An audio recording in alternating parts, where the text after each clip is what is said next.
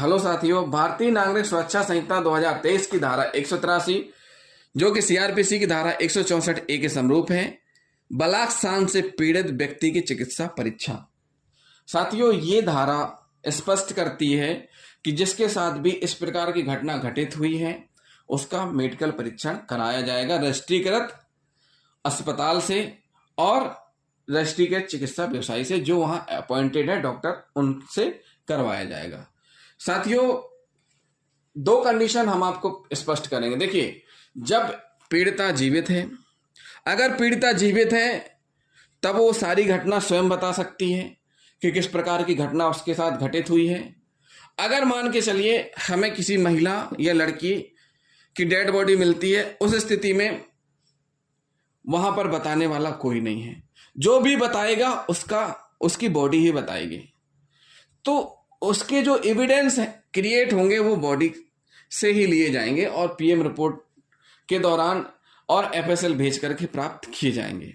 लेकिन साथियों, जहां पर जीवित है पीड़िता अपनी वास्तविक स्थिति, जो भी घटनाक्रम है वह बताएगी संबंधित महिला पुलिस अधिकारी को। इसमें जब भी इस प्रकार की घटना की सूचना थाने पे आएगी तो महिला पुलिस अधिकारी सुविधा अनुसार पीड़िता के घर में या जहां पर वह कंफर्टेबल महसूस करे वहां पहुंचेगी महिला पुलिस अधिकारी और कार्रवाई करेंगी। और महिला पुलिस अधिकारी जब भी पीड़िता का स्टेटमेंट नोट करेंगी तो उसकी वीडियोग्राफी भी कराई जाएगी, चाहे तो वह डिजिटल कैमरा हो या स्वयं का मोबाइल हो, लेकिन वीडियोग्राफी कराई जाएगी। साथियों, अगर महिला पीड़िता जीवित है और उसके साथ बलात्कार हुआ है, क्या वो बालिग है या नाबालिग है? बलात्कार का प्रयत्न बालिग है या नाबालिग है, पहली कंडीशन। साथियों, मृत होने पर जो कंडीशन बतेंगी वो हम आपको बाद में बताएंगे, पहले हम पढ़ते हैं जो जीवित है। अब बात आती है कि बहुत से जगहों में आज भी पढ़े लिखे हैं लेकिन उतने पढ़े लिखे नहीं हैं, या बहुत सी कंडीशन ऐसी आ जाती है, मान लीजिए कोई पीड़िता पढ़ी लिखी नहीं है, उस संबंध में कैसे डिसाइड होगा बालिग या नाबालिग है? तो उस कंडीशन में हमें उनके जन्म प्रमाण पत्र, स्कूल की दायरा पंजी या जो भी मौके पे मौजूद डॉक्यूमेंट मिल रहे हैं तो वो हमें जरूर लेना है। और साथ ही साथ अविलंब यानी तुरंत उस पीड़िता का स्टेटमेंट नोट करके मुलायजा करवाना है, यानी अस्पताल से ट्रीटमेंट करवाना है। सबसे पहली कंडीशन है ट्रीटमेंट यानी अस्पताल पहुंचाना। और एक महत्वपूर्ण बात यह है कि जिसके साथ भी इस प्रकार की घटना घटित होती है, ना तो उससे और ना ही उसके परिवार से कोई भी शर्मनाक और अशोभनीय सवाल नहीं करेगा। क्योंकि इससे पीड़िता कोमा में जा सकती है। बहुत ही जघन्य और गंभीर सेंसिटिव मैटर होते हैं, जिसके साथ घटना घटित होती है वही समझ सकता है दुख कि उनके दिल में, उनके परिवार में, उनके माता पिता या उस पीड़िता के दिल में क्या बीत रहा है। तो इसलिए जब भी इस प्रकार की कंडीशन, इस प्रकार के केस आते हैं तो बड़े साहस और सहानुभूतिपूर्वक बात की जाए, उनको हर संभव दिलासा दिलाया जाए कि घबराए नहीं, हर संभव मदद की जाएगी और सारी की सारी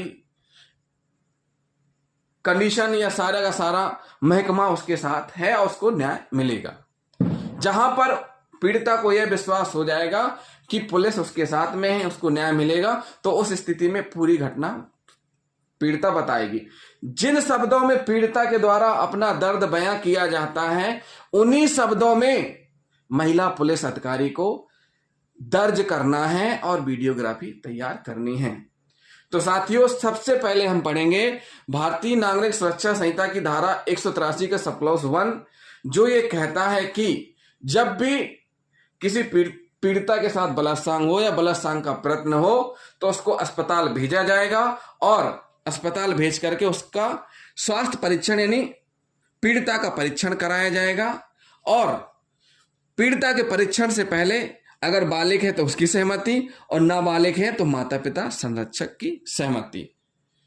अगर बलात्कार का प्रयत्न किया गया है तो बालिग से सहमति, नाबालिग के माता पिता से सहमति या संरक्षक से सहमति प्राप्त की जाएगी। साथियों, पीड़िता बहुत से केसों में हमने देखा भी है कि अस्पताल पहुंचने में देरी हुई, रास्ते में ही डेथ हो गई, या अस्पताल में ट्रीटमेंट नहीं मिल पाया, क्योंकि देरी हो गई पहुंचने में। या बहुत से ऐसे केस रहते हैं कि उनमें स्थिति इतनी भयावह रहती है कि सारे ट्रीटमेंट मिलने के बावजूद भी डेथ हो जाती है। तो ऐसी स्थिति में जैसे ही रिपोर्ट मिलती है तो प्रथम दृष्टया तत्काल पहुंचना है और तुरंत हॉस्पिटल लेकर के जाना है। सबसे पहला काम क्या है, रजिस्ट्रीकृत जो हॉस्पिटल है और वहां बैठे चिकित्सक हैं वहां जाना है और डॉक्टरी परीक्षण कराना है, और डॉक्टरी परीक्षण कराने से पहले सहमति प्राप्त करना है। तो ये हो गया सब क्लॉज 1। सब क्लॉज 2 क्या कहता है कि जो रजिस्ट्रीकृत चिकित्सा व्यवसायी है जिसके पास ऐसी महिला भेजी जाती है, बिना किसी विलंब के उसके शरीर की परीक्षा करेंगे और एक परीक्षा रिपोर्ट तैयार करेंगे। डॉक्टर बिना किसी विलंब के क्या करेंगे, उस पीड़िता की चिकित्सा परीक्षा करेंगे और निम्नलिखित ब्यौरे यानी निम्नलिखित रिपोर्ट में बातें लिखेंगे। नंबर 1, उस पीड़ित महिला और उस व्यक्ति का, जो पीड़ित महिला है और उस व्यक्ति का जो उसे डॉक्टरी के लिए लेकर के आया हुआ है, नाम और पता।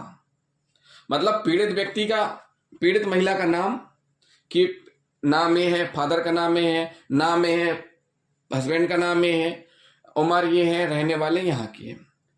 पुलिस स्टाफ का बैच नंबर, नाम और किस स्टेशन से लेकर के आए हैं, ये पहले पॉइंट में लिखा जाएगा। दूसरा, महिला की आयु क्या है। नंबर 3, डीएनए प्रोफाइल करने के लिए महिला के शरीर से ली गई सामग्री का वर्णन। डीएनए प्रोफाइल के लिए जितनी भी सामग्री, जो भी सामग्री ली गई है उसका वर्णन। नंबर 4, महिला के शरीर पर क्षति के यदि कोई चिन्ह है, महिला के शरीर पर अगर क्षति के कोई चिन्ह है तो उनको भी उस रिपोर्ट में लिखना है। महिला की साधारण मानसिक दशा, महिला की साधारण मानसिक दशा क्या है यह भी उल्लेखित करना है। उचित ब्यौरे सहित अन्य तात्विक विशिष्टियां मतलब उस पीड़ित घटनाक्रम से संबंधित जो सुसंगत हैं, रिलीवेंट हैं, वो सारी की सारी रिपोर्ट में डॉक्टर को लिखना है। ये सब क्लॉज 2 कहता है। सब क्लॉज 3 क्या कहता है। सब क्लॉज 3 कहता है रिपोर्ट में संक्षेप में वे कारण अभिलिखित किए जाएंगे जिनसे प्रत्येक निष्कर्ष निकाला गया है। रिपोर्ट जो है उसमें देखिए डीएनए प्रोफाइल होगी, वो एफएसएल भेजी जाएगी, लेकिन स्पष्ट किया गया है रिपोर्ट में कि कारण लिखे जाएंगे जिससे निष्कर्ष निकाला गया है। जो भी निष्कर्ष निकाला गया है उसका कारण लिखा जाएगा कि इस कारण से निष्कर्ष निकला है। चौथा पॉइंट कहता है रिपोर्ट में निर्दिष्ट रूप से यह अभिलिखित किया जाएगा कि ऐसी परीक्षा के लिए महिला की सहमति या उसकी ओर से ऐसी सहमति देने के लिए सक्षम व्यक्ति की सहमति अभी प्राप्त कर ली गई है। जो रिपोर्ट है, रिपोर्ट में स्पष्ट रहेगा कि उसमें या तो महिला जो बालिग है उसकी सहमति, अगर नाबालिग है तो उसके माता पिता या संरक्षक से सहमति प्राप्त कर ली गई है, ये उसमें रिपोर्ट में उल्लेखित किया जाएगा।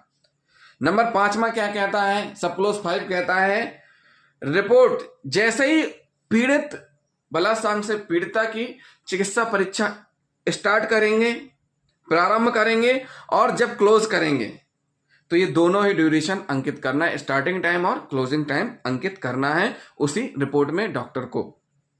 सब क्लॉज 6 क्या कहता है। सब क्लॉज 6 कहता है कि रजिस्ट्री के चिकित्सा व्यवसायी 7 दिनों की अवधि के भीतर रिपोर्ट इन्वेस्टिगेशन अधिकारी को भेजेंगे। क्या करेंगे, रिपोर्ट इन्वेस्टिगेशन अधिकारी को भेजेंगे। साथियों स्पष्ट कर दिया गया है कि कितने दिन का टाइम है कि 7 दिन के अंदर भेजना है, और इसमें स्पष्ट किया गया है कि धारा 193 में निर्दिष्ट मजिस्ट्रेट को उस धारा की उपधारा 6 के खंड ए में, उपधारा 6 के खंड ए में वे सब दस्तावेज या उनकी सुसंगत उद्धरण जिन पर निर्भर करने का अभियोजन का विचार है और जो उनसे भिन्न है जिन्हें अन्वेषण के दौरान मजिस्ट्रेट को पहले ही भेज दिया गया है। तो वो दस्तावेज भेजेंगे ताकि पुलिस उनको मजिस्ट्रेट के समक्ष भेजे। साथियों, स्पष्ट कर दिया गया है कि इन्वेस्टिगेशन के दौरान जो भी जब्ती तैयार की जाएंगी उनको कहाँ भेजना है? न्यायालय 48 घंटे के अंदर भेजना है। तो इसमें स्पष्ट किया गया है कि रिपोर्ट 7 दिन के अंदर, और धारा 193 में सब क्लॉज 6 के ए में निर्दिष्ट जो भी दस्तावेज हैं जिनसे अभियोजन के लिए बहुत महत्वपूर्ण है, रिलेवेंट है, उन दस्तावेजों को भेजना है ताकि कोर्ट में पहुंचाया जाए। नंबर 7वां सब क्लॉज कहता है कि इस धारा की किसी बात का अर्थ यह नहीं लगाया जाएगा कि वह महिला की सहमति के बिना या उसकी ओर से ऐसी सहमति देने के लिए किसी सक्षम व्यक्ति की सहमति के बिना किसी परीक्षा को विधिमान बनाती है। साथियों, स्पष्ट किया गया है कि इस प्रकार की चिकित्सा परीक्षा सहमति से कराई जाए, लेकिन न्यायालय की गाइडलाइन है, न्यायालय ने स्पष्ट किया है कि सहमति के बिना भी जांच की जा सकती है। तो ये साथियों 7 सब क्लॉज 7 हैं जो हमने आपको बताए हैं। हम एक चीज और स्पष्ट कर देते हैं कि जब भी पुलिस के पास इस प्रकार की इंफॉर्मेशन आती है, अगर नाबालिग है तो डायरेक्ट एफआईआर हो जाती है, और जब पीड़िता दस्तयाब होती है, मिलती है, तो पीड़िता के द्वारा अपने स्टेटमेंटों में सारी घटनाक्रम बताई जाती है कि इस प्रकार का वाकया उसके साथ घटित हुआ और इस व्यक्ति ने उसके साथ गलत कृत्य किया, और इसके साथ में और जो व्यक्ति थे उनने भी किया, कहाँ कहाँ रखा और किन किन लोगों ने इसमें सहभागिता निभाई उस अभियुक्त के साथ में। तो वो सारे के सारे इंग्रेडिएंट्स आते हैं, कब आते हैं? जब वह दस्तावेज होती हैं। लेकिन जैसे ही नाबालिग घर से बिना बताए चली जाती हैं तो उस स्थिति में एफआईआर तत्काल कायम होती है।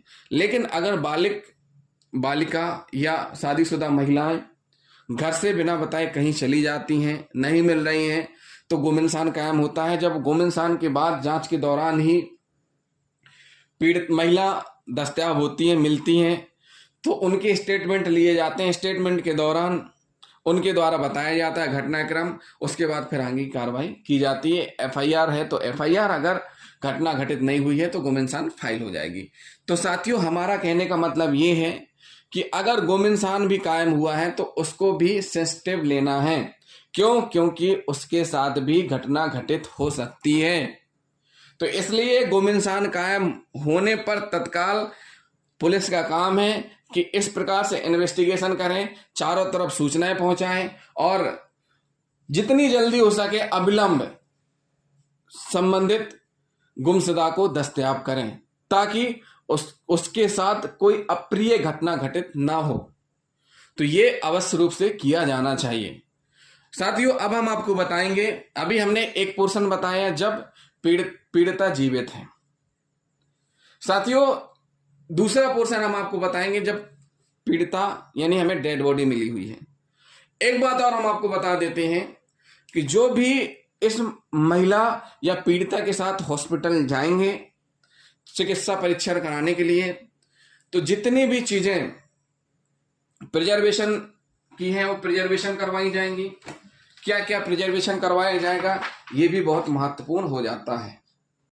बलात्संग और बलात्संग के प्रयत्न के मामलों में पीड़िता का परीक्षण डॉक्टर के द्वारा अस्पताल में किया जाता है। परीक्षण उपरांत साथ में गए पुलिस अधिकारी की जिम्मेदारी बनती है कि वह जितनी भी चीजें, वस्तुओं, सामग्री, कपड़ों और डीएनए प्रोफाइल स्लाइड को डॉक्टर के द्वारा सीलबंद किया गया है, सभी को साथ में लेकर के आए और थाने में पेश करें, ताकि उसमें विधि अनुसार आगे की कार्रवाई की जा सके और एफएसएल जांच के लिए भेजा जा सके। साथियों, ये कंडीशन थी जब पीड़िता जीवित है। अब मान लीजिए पीड़िता जीवित नहीं है, मृतिका का शव मिला है, या तो शव ज्ञात है या अज्ञात है। मृतिका का शव मिला है, प्रथम दृष्टया स्पष्ट हो रहा है विवाहित है या अविवाहित है। तो ये कंडीशन बड़ी खतरनाक होती हैं। क्यों? क्योंकि इनमें आइडेंटिफाई करना सबसे पहला प्रश्न यही होता है कि पहले डेड बॉडी की शिनाख्त करना, ये बहुत महत्वपूर्ण होता है। और दूसरी कंडीशन ये होती है कि डेड बॉडी को संभालना, घटना स्थल को सुरक्षित करना। जैसी सूचना प्राप्त होती है इस प्रकार की कि संदिग्ध हालत में शव मिला हुआ है। अब साथियों, ये शव जंगल में भी मिल सकता है, पेड़ पर लटका हुआ। अब पेड़ पर लटके होने के बाद क्या नरकंकाल हो गया है? क्या कुछ हिस्सा अभी भी ऐसा है जिसमें पहचान में आ रहा है? क्या अधजला है? क्या कटा हुआ भाग है, कुचला हुआ भाग है पत्थर से या किसी गाड़ी से या किसी ऐसे वाहन से? उस बॉडी में कोई टैटू गुदना है? क्या शरीर में कपड़े हैं या नहीं? कपड़े हैं तो साड़ी है, सूट है, किस हिसाब के कपड़े हैं? साथियों, अगर तत्काल की बॉडी है, डेड बॉडी तत्काल की है, तो उसमें संघर्ष, घर्षण, खरोच ये स्थितियां भी महत्वपूर्ण हो जाती हैं। जब डेड बॉडी पानी में मिलती है तो कुआं में मिला है, कुआं में डेड बॉडी मिली है कि पानी की टंकी में, तालाब में, नदी में, बावरी में, गटर में, नाले में, ये सबसे ऐसी स्थितियां हैं जहां पर बॉडियां मिलती हैं या मिली हैं। हम आए दिन पेपर में पढ़ते रहते हैं, न्यूज में आता रहता है कि यहाँ पर लड़की की या महिला की संदिग्ध हालत में डेड बॉडी मिली, अधजली डेड बॉडी मिली। उसके बाद हम देखते हैं कि रोड किनारे, ट्रेन के किनारे, ट्रेन के रूट के किनारे, बस में, ट्रेन में, कार में, ट्रक में, बैग में, सूटकेस में भी डेड बॉडीज मिलती हैं। घर में, खंडहर में, जमीन में भी बहुत से लोग गाड़ देते हैं। अपराधी इतने खतरनाक प्रवृत्ति के होते हैं कि वो इतना तक कर देते हैं। तो ऐसी स्थिति में सबसे महत्वपूर्ण बात यह होती है कि पुलिस को जैसे इस प्रकार की सूचना मिलती है तो अविलंब घटनास्थल को सुरक्षित करना है और एफएसएल टीम को सूचना देना है। एफएसएल टीम के द्वारा मौके पर आकर के वीडियोग्राफी कार्रवाई की जाएगी और रिपोर्ट बाकायदा तैयार की जाएगी और रिपोर्ट तैयार होने के बाद जांच के लिए भेजा जाएगा। तो सबसे पहला प्रश्न उठता है कि मृतिका जिसकी डेड बॉडी मिली है उसकी उम्र क्या है? पहला शिनाख्त उम्र क्या है। उसके बाद उसकी जैसी जांच जीवित पीड़िता की होती है वही जांच मृतक की भी होगी। जो मृतिका मिली है उसकी भी बॉडी की जांच होगी और उससे संबंधित जो भी एविडेंस है वो कलेक्ट किए जाएंगे, अस्पताल भेजा जाएगा, पीएम करवाया जाएगा। पीएम के दौरान टीम गठित करके पीएम करवाया जाएगा ताकि किसी भी प्रकार की संशय की स्थिति ना रहे और साथ ही साथ उसकी डीएनए जांच के लिए भी प्रिजर्व करवाया जाएगा। अलग अलग कंडीशन रहेगी। अगर पानी में मिला है डेड बॉडी और जला हुआ मिला है तो उसकी कंडीशन अलग अलग रहेंगी। सबकी अलग अलग कंडीशन, अलग अलग केस के हिसाब से प्रिजर्वेशन होगा। लेकिन सबसे महत्वपूर्ण बात हम जो पढ़ रहे हैं बलात्कार से संबंधित, इसमें यह पता करना कि क्या जो डेड बॉडी मिली है उस डेड बॉडी यानी उस मृतिका के साथ भी बलात्कार हुआ है। कभी कभी ये केस आए दिन मिलते हैं कि आफ्टर डेड बॉडी के साथ भी बहुत से हैवानियत दिखाते हैं। तो ये सारी की सारी कंडीशन कैसे पता चलेंगी? ये सारी कंडीशन पोस्टमार्टम रिपोर्ट एफएसएल जांच में ही पता चल पाएंगी कि क्या किस प्रकार की स्थिति हुई है, रेप हुआ है, नहीं हुआ है। तो इसके लिए जरूरी क्या है? सही तरीके से प्रिजर्वेशन, वो बहुत महत्वपूर्ण हो जाता है और डॉक्टर से वो सारी क्यूरीज करवाना जो कि केस से संबंधित हैं। तो साथियों, ये कंडीशन थी उस स्थिति की जब डेड बॉडी मिली हुई है। तो उस कंडीशन में हमें क्या करना है, कौन कौन से एविडेंस हमें रखने हैं, कौन कौन सी चीजें हैं जो हमें प्रिजर्व करके रखनी हैं, ये बहुत महत्वपूर्ण हो जाती हैं। तो साथियों, पहली कंडीशन हमने क्या बताई, जब पीड़िता जीवित है। ये दूसरी कंडीशन है जब पीड़िता जीवित नहीं है। तो उस स्थिति में भी वो सारी जांचें होंगी जो कि जांचें पहले जीवित अवस्था में पीड़िता की हुई हैं, उनको भी जांच के लिए एफएसएल भेजा जाएगा। उसके बाद आगे की कार्रवाई की जाएगी। तो साथियों, जिन साथियों ने अभी तक हमारे चैनल को सब्सक्राइब नहीं किया है, हमारे चैनल को जरूर सब्सक्राइब कर लें। वीडियो को लाइक और शेयर करना ना भूलें। साथ ही साथ कमेंट भी करते जाएं। जिनको